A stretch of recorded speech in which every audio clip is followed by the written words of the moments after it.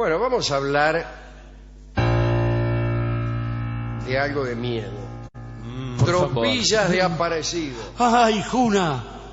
Se ha desmayado Dorio. Sí. A partir del siglo XI, la Iglesia cristiana burocratizó el culto a los muertos. Todavía por entonces no había un rito claro o una liturgia precisa para rendir homenaje a los fallecidos. Allá por el año 1024, en Cluny, se instituyó la fiesta de Todos los Santos, celebración que se impuso en toda la cristiandad con gran rapidez. Se convirtió en el gran momento de la conmemoración litúrgica de los muertos.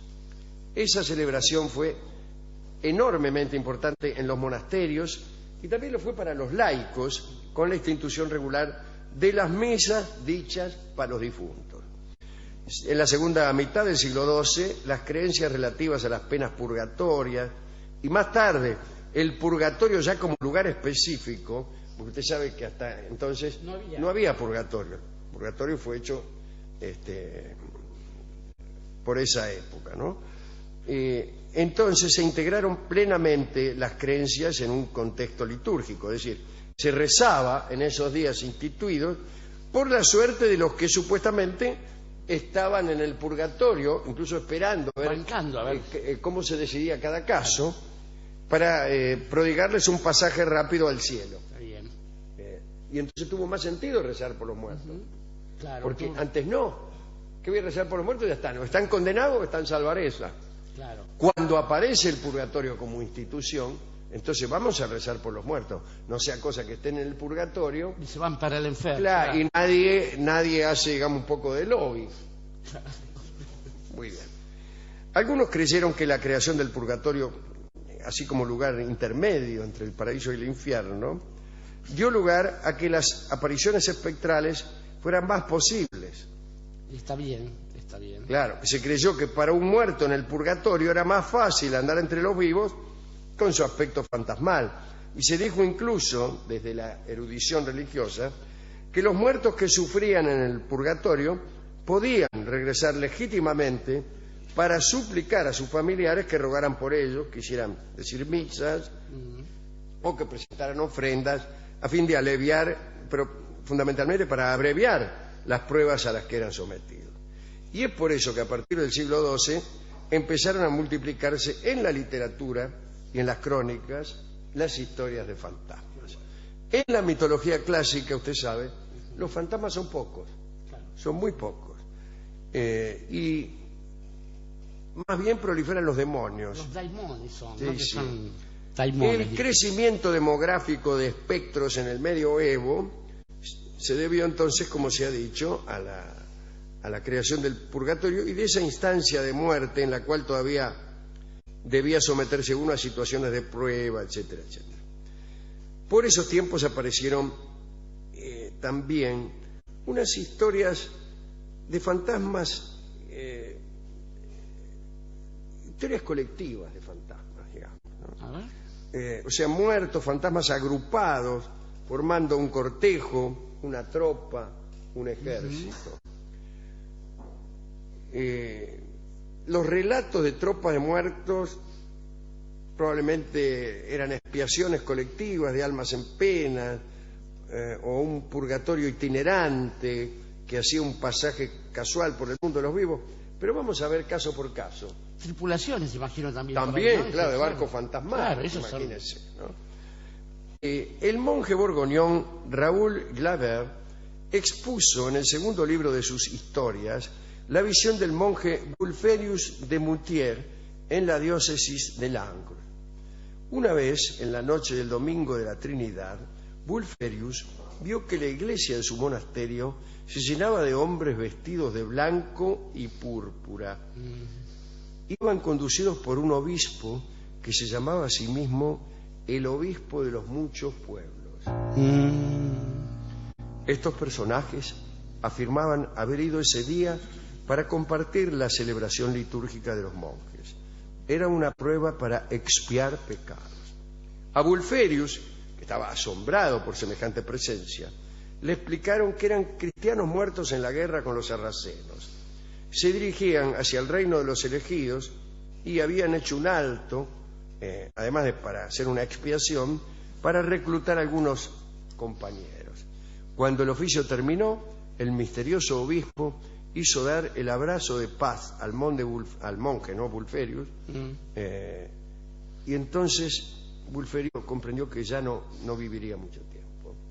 Y así ocurrió. Poco tiempo después, Wulferius cantó para el carnero. Glaber también cuenta que un día por la noche, un sacerdote que miraba por la ventana vio llegar del norte un ejército de caballeros que se dirigía en formación de combate hacia Occidente. Los llamó, pero desaparecieron. No sé si es una buena historia. Vamos a ver esta otra. A la puerta del priorato de Sainte-Foy de Sélestat, un caballero vasallo de los Stauffen tuvo una visión similar. Vio una tropa de peregrinos completamente vestida de blanco, seguidos por una tropa de caballeros vestidos de rojo.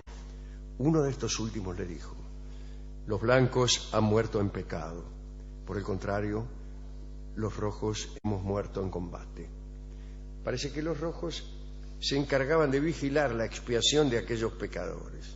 Debían hacerlos caminar a modo de peregrinación por las distintas sedes terrenales de la fe. Qué curioso esto, pero la historia que más me gusta es esta. En su historia eclesiástica, escrita ya por 1140, Orderic Vital refiere con gran detalle la aparición que se produjo ante un sacerdote normando de nombre Guachelme. Qué lindo nombre, Guachelme. Sí.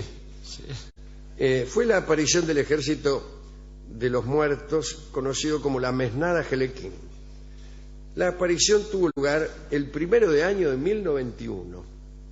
Aquella noche, el sacerdote de la iglesia de Bonnevaux vio desfilar ante él a un ejército aterrador, guiado por un general que amenazó al sacerdote con una enorme masa.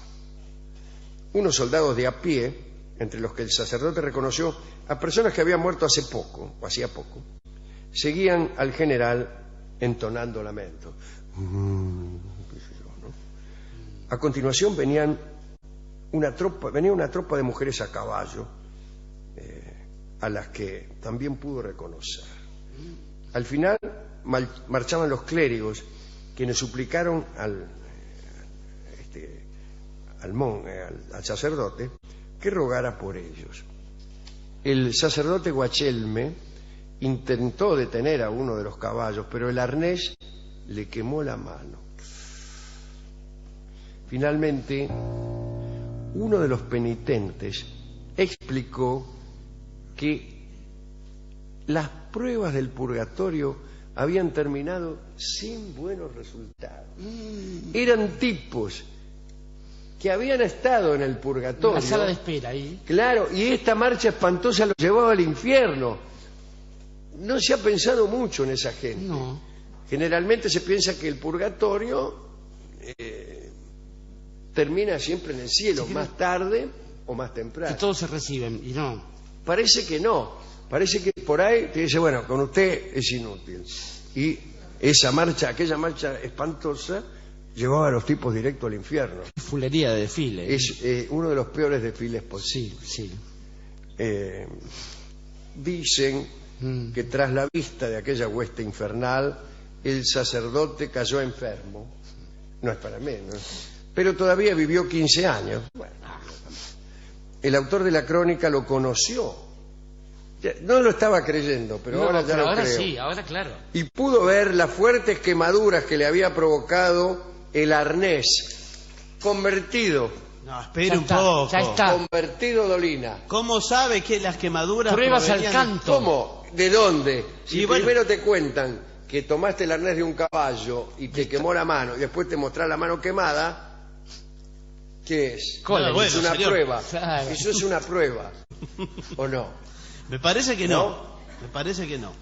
Usted ¿Qué más querés? desde la prueba tiene que poder reconstruir. Yo veo mucha televisión y sí. ¿La del caballo? No, señor. Bueno, eso es todo. No quiero seguir con estas historias. Es que son aterradoras. Que después me la sueño. Se la sueña.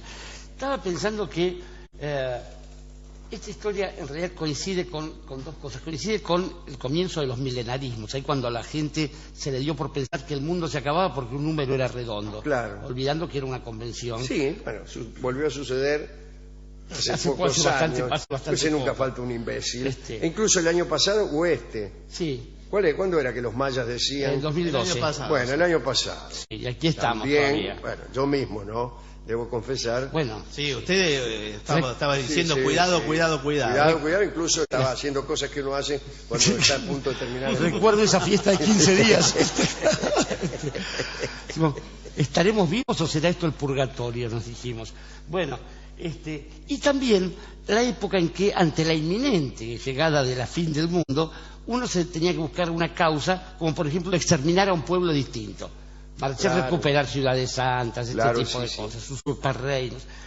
Pero también esto coincide con la época en que algunos religiosos, algunas personas muy religiosas, empezaron a leer una interpretación de las escrituras. Bueno, el divino angélico, ¿no? Santo Tomás escribió en algún momento que Jesús, Cristo, no tiene ni fe ni esperanza. No tiene fe porque sabe todo, entonces no precisa confiar. Y no tiene esperanza porque conoce lo que va a pasar. Y algunos entendieron que esa era la forma de entender la religión. Entonces se boleteaban a ver si de este modo alcanzaban ese saber. Claro. Y se decía que esos... A Bueno, eso le llaman pensar. claro, de este modo. Ahora, pasado el tiempo ya, esas cosas dejaron de verse y entonces nos aparece otro tipo de figuras que podemos ver cabalgando así en la neblina.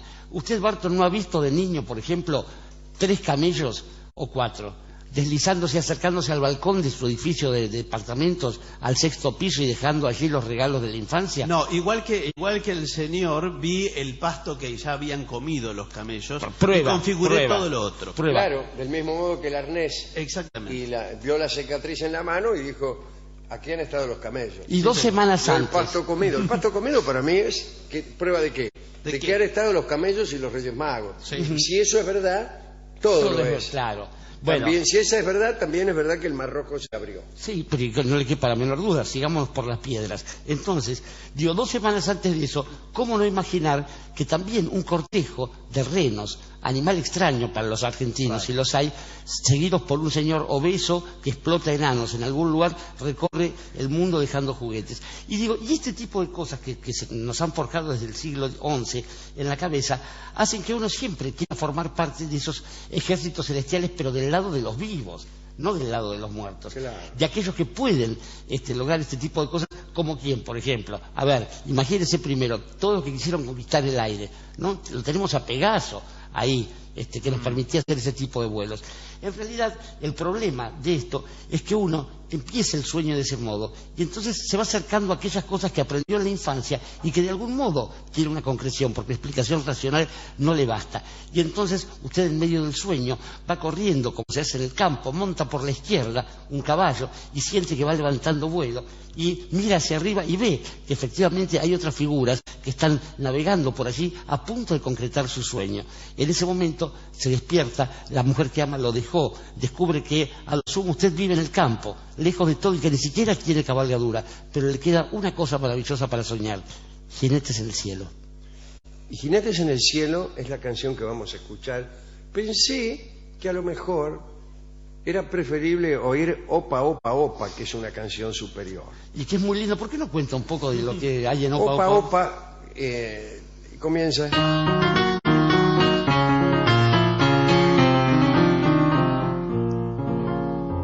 Es muy famosa esa pequeña introducción. Dice, cuasi anochecía, cerquita el arroyo, cuando con mis penas me encontraba sola. Ahí se sitúa la cosa. El tipo estaba ahí, solo cerquita del arroyo. Y por ahí dice que vile uno de poncho que conducía unos animales que parecían sombras. Una tropa. Claro, una tropa. Le dije, ¿qué bichos lleva en esa tropa? Y el tropero le dice, voy para Tablada de los Gauchos Sonsos a venderle miles de esperanzas gordas. Y el tipo le contesta, ¿no? Incluso con cierto entusiasmo. Dice, si el mercado promete y engolosinado vuelve pa' estos pagos en procura de otra, no olvide que tengo mis potreros llenos y hasta de regalo se la cedo toda.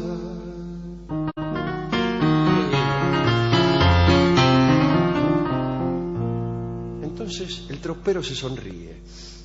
El que relata dice, sonrióse el tropero, que era el desengaño. Y se rió de las esperanzas que el mismo cantor tenía.